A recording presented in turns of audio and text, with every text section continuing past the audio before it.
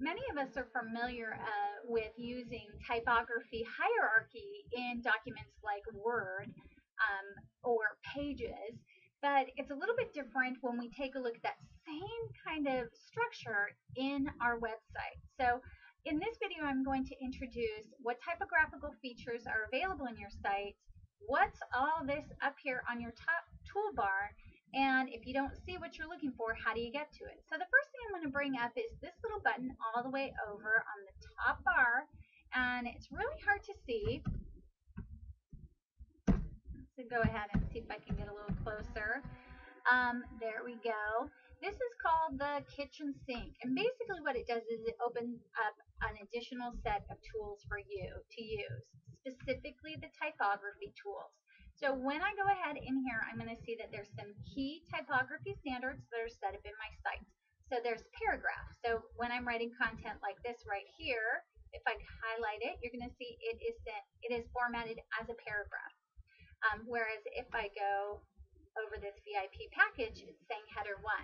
Now the header hierarchy is pretty easy to understand. Header 1 is the largest, header 6 is the smallest, and based on your site design, the physical size of that can vary.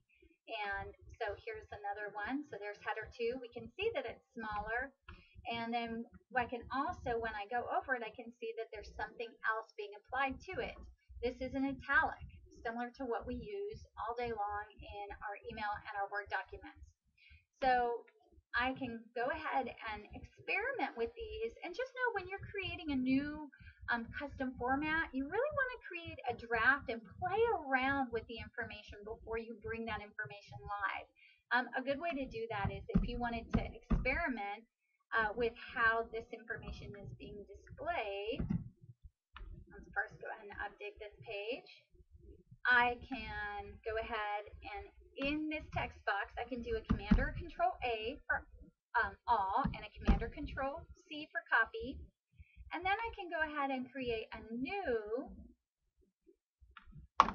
post, sample post. And I can paste that information directly in with a Command or Control P.